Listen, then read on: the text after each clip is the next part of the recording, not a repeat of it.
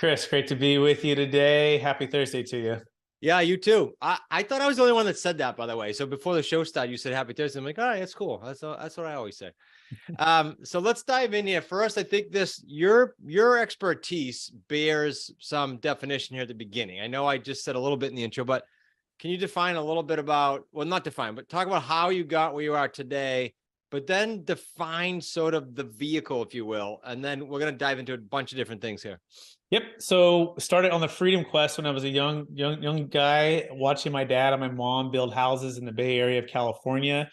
And the freedom quest, I say that because we'd work long hours, and my brother and I wanted to figure out how to do things quicker, faster, easier, if you would, right? Mm-hmm. We grew up playing, video games and Legos and driving Bobcats, and my dad worked long hours, and we loved the work too. But at the same time, he said, "You're going to go to college and you're going to get an education. You're not going to work as hard as I have to work." And so we said, "Okay, sure, Dad, whatever that means." And then that's fast forward. That's what we started to figure out. We went to college and we were on a quest to figure out how to use the gifts we've been given with real estate, because that was our background. And so fast forward through a lot of stuff. I went to Marcus and Millichap and learned about multifamily investment real estate and 1031 exchanges. And it became not just a cash flow game, it became a capital gains tax freedom game. And that was the 1031, but we quickly found out the 1031 is not always your friend. And sometimes it can be a real challenge. And a lot of people got hurt. And when they got hurt, we had to figure out a way why they got hurt. And this was in the '08 crash. So I went from making a little bit of money to nothing overnight. So the new freedom quest became, how do we get free from capital gains tax without having feeling trapped by the 1031 exchange? Entered the Deferred Sales Trust. And fast forward, my wife and I, 5 kids, I get to just coach and training clients and people like yourself all the time. And it's really just a quest for more freedom for people, right? And there's different ways to get there. And the tax flow game is kind of my mission at this point. So I got a couple of things that came out of that already. 5 kids. I should have known that. I knew you had a bunch. I just didn't know it was 5. So for the listener, because you got the wicked smart listeners, Brett. Some of them want to go your path. Some of them are following me, and some of them do a little of everything, notes, etc. So I want you to talk about just a little bit. First of all, how old are your kids? What are the ranges? Yep, the youngest is 4. He's our baby boy, and I have 4 daughters. The oldest is 12. Wow, you are busy, man. All right. I want them to hear that, because as I go through your business and lifestyle and things, they need to know that you got a full plate and you got a lifestyle. So that's pretty cool. Yes, sir. All right. So you said the words trapped by 1031. Can you, and you said that pretty passionately. Can you explain kind of what you alluded to there? Yeah. And it's just the blood in the streets that I saw in '08. So Sacramento is one of the biggest boom bust cities in the country. And I saw clients, friends, and family lose half or everything because they had too much debt, not enough liquidity, not enough diversification. And I saw time and time again them doing these 1031 exchanges and loving to be a seller. I could sell at a high price, but hated to be a buyer because now the seller had them by the gun, right? 45 days to identify, 180 days to close. And there wasn't a lot of room to negotiate. So they end up buying properties that they otherwise wouldn't have purchased or made the deal on just because of the capital gains tax and the 1031 exchange, because it doesn't allow you to diversify, doesn't allow you to have liquidity, and requires you to take on equal or greater debt, becomes an absolute nightmare for people when a market starts to shift like we're seeing now. I was going to say, perfect time to talk about this. Yeah, with the adjustable rate mortgages, right? With, we have sellers now where we're saying, look, you have a good window if someone can assume your adjustable rate mortgage, and you don't have to 1031. A lot of people are not selling right now because they say, look, I've got a great mortgage, but if I go buy something else, and by the way, sellers typically kind of even right, a little bit flat. A lot of them haven't pulled back yet, and you can't blame them, because where are they going to go with their capital if they have to pay a bunch of tax and they have to reset their interest rate on a new mortgage? And so it becomes kind of a stalemate, especially for commercial real estate. So I'll give you a case study of this too. So we had a client. He had about $50 million worth of real estate. He had about 80% leverage. He's a value add guy. He had done lots of 1031 exchanges. We sat down with him in '07 and we said, look, we think you should sell now. We didn't know '08 was going to happen the way it was going to happen.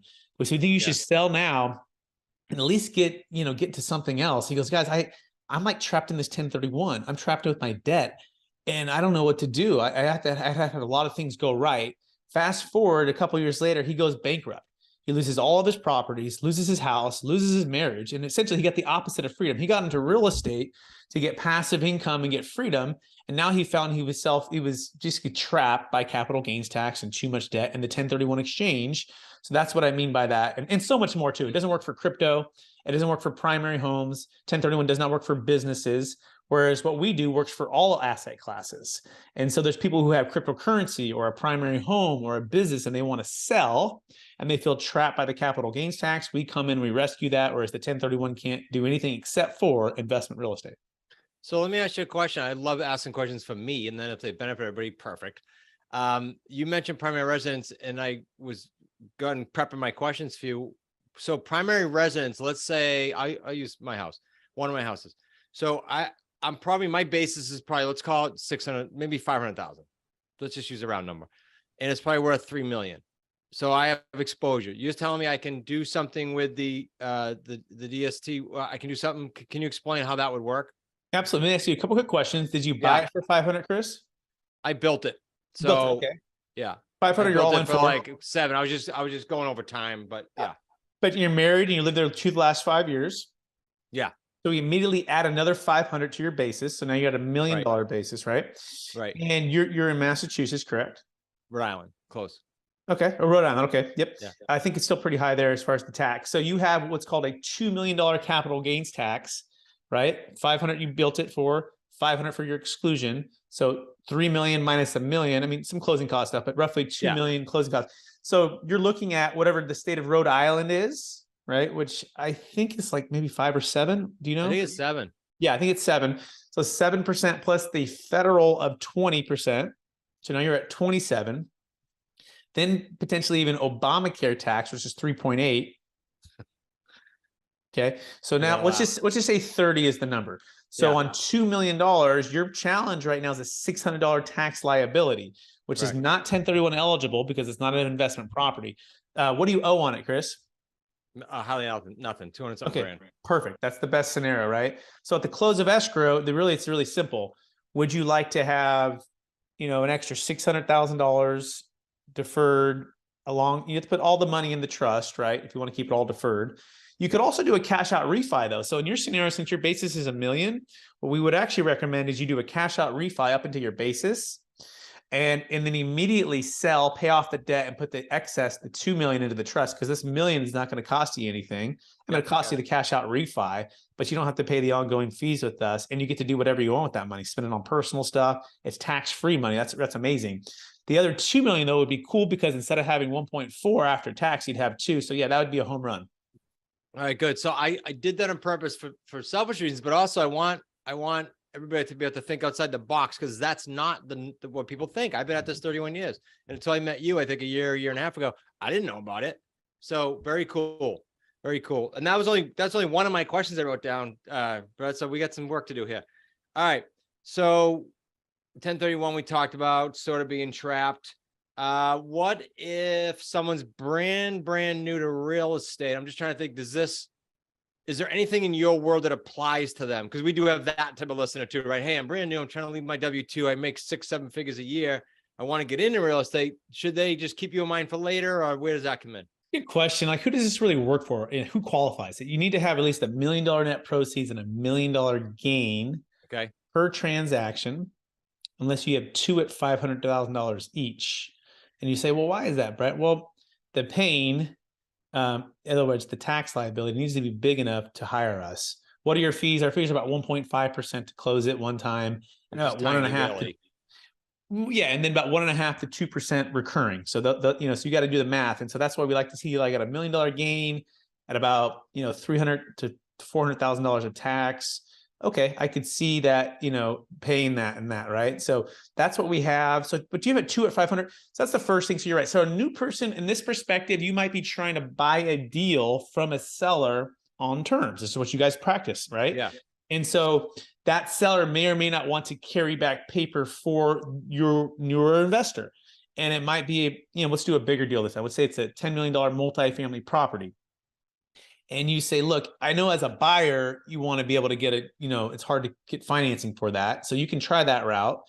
But what if you brought in Chris as your GP partner? What if he bought that deal, but instead of the seller having to finance you guys, they can finance the trust, and they can be free with their money. In other words, a lot of sellers don't want to have even the thought of having to foreclose and take the property back. Yeah. So with the deferred sales trust, it gives them freedom to not have to do that, which means the buyer can make the deal. So essentially what we're trying to do is solve problems. And sometimes you do your first offer, second offer, third offer. But if you can offer that fourth offer could be us. So that's what I would say. It's for that new person who's trying to get that big deal, but all their stuff is just not quite working for that seller. We'll come with something that's a little more creative and a little more unique that speaks to their unique thing that they're trying to check. Here's also what I would say. Everyone's going from A to B, Chris, right? A is where they're at, B is where they're trying to go.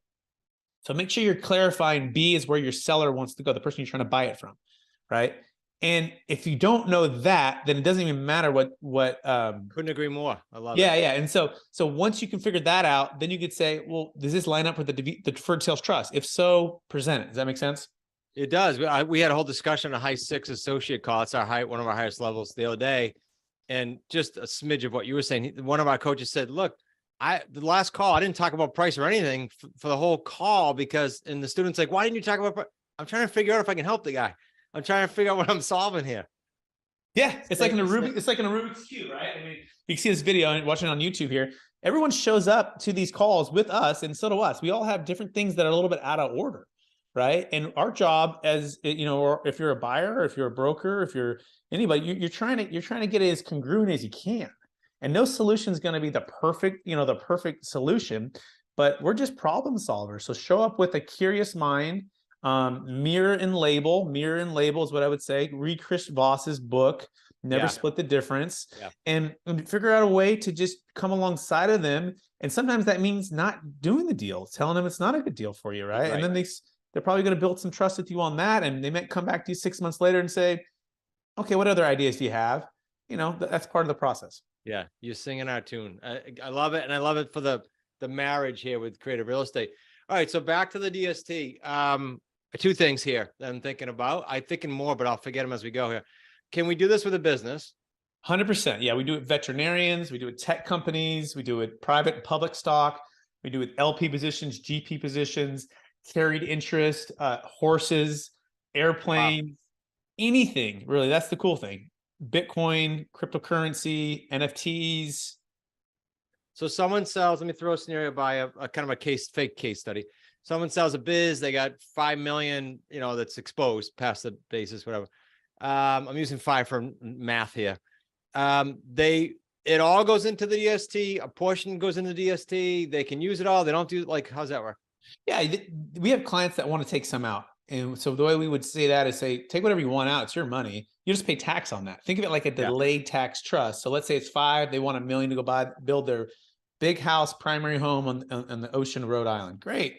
Go do that. You'll just pay tax on that. Okay, great. The other 4 million can go in the trust. Number 2, the rest of the 4 million can have a payment coming out every month, every quarter, once a year. It can also delay for a couple of years based upon your needs or your wants. It's your money. But what you're doing is you're becoming the lender, right? This is not to be confused with the Delaware Statutory Trust, which is another form of it's a different DST. That's just part of the 1031 family, okay? You're becoming the lender. You don't own the trust. You've lent the money to the trust. It's an installment sale with the trust. The key is as a third-party trustee, that's our role. That's what we do. And we're servicing them and we're managing that. And you'll slowly take payments over time. You'll get a 1099 for whatever you receive. You'll report that on your tax return, and you'll pay ordinary income tax on that. If and when you dip into the principal, the 4 million at this point, you pay capital gains tax on that. Remember, the other $1 million you took up front, you already paid capital gains tax on that. So that's how that works. Got it. So one more question on that. So in the DS, the money sits that 3, 4, 5 million, whatever sits in there. That presumably then, if I'm tracking with you, that the money in the DST with your help, that can go invest in anything, correct? Yeah, it's very flexible. Anything that's investment or business purpose, right? So it can be investment real estate, it can be a business, it can be ground up development, it can be hard money lending, stocks, bonds, mutual funds. We do need to keep some liquid. We can't put 100% in illiquid assets. So typically 20%'s got to stay liquid. Okay. It's based upon the risk tolerance. It's based upon the note holders needs, and depending on Yep. their income needs. So yeah, but generally speaking, that's how that works. I love it. Okay. What, I'm going to throw it back to you now, Brett. What am I not asking? I'm trying to, in my head, be a listener. So what am I missing that might help them understand a little bit more about what we have going on? And then, so I don't forget, let's precede it with, how the heck do they reach you? There's a lot here to unpack if they want to get with you. So how do they reach you? You can share anything you want. Yeah. So first thing is, let's also make sure that if you already do a 1031 exchange, that you have a backup plan in case it doesn't work out. So we provide basically a rescue plan. We work with a qualified intermediary. That's our #1 strategic alliance. And they allow the 1031, the Delaware Statutory Trust, and the Deferred Sales Trust. What a concept, right? You want a backup plan in case something fails. Not every accommodator wants you to know about this. Not every broker wants you to know about this. They want to keep you in the 1031 commission loop. I get it because I'm a broker myself. I love doing 1031 exchanges when they make sense. So there's nothing wrong with when you can find a great deal, but that's what I'll make sure you catch that real fast. That if you're going to do a 1031, call me so we can get you with a backup plan in case it doesn't work out. Okay. So Capital Gains Tax Solutions is the place. You can search that on YouTube. You can search it on iTunes, Spotify. CapitalGainsTaxSolutions.com is our website. We have our free ebook there. We also have our new book that's coming here. Let's see. Oh, here it is. You gotta get a copy right here. Here it is. So it's called Building a Tax-Deferred Exit Strategy. And we have people like Kevin Harrington from Shark Tank in the book, and other multifamily syndicators and financial advisors. And it's basically our whole story of how we came to be, why we're here, and give you kind of the inside track to the Deferred Sales Trust and other capital gains tax deferral options. That's awesome. We'll put that in the show notes for the Wicked Smart listeners, because that would be a cool base. And then they could perhaps get with you via your website and other means, right? Exactly. And we do free, no cost consultation calls. As long as you qualify, you can apply online. You can go there and we're happy to walk you through it. As long as you have $1 million net proceeds, $1 million deal, then you qualify. I love it. I know we'll be talking outside of podcasts here to do some more stuff together. Anything else you want to share, Brett, that I didn't hit the audience on? I would just say if you're ultra high net worth, we have an estate tax solution to eliminate the estate tax. So we're doing more and more of those deals. And also just clarify your freedom. Like, what are you trying to do? Right.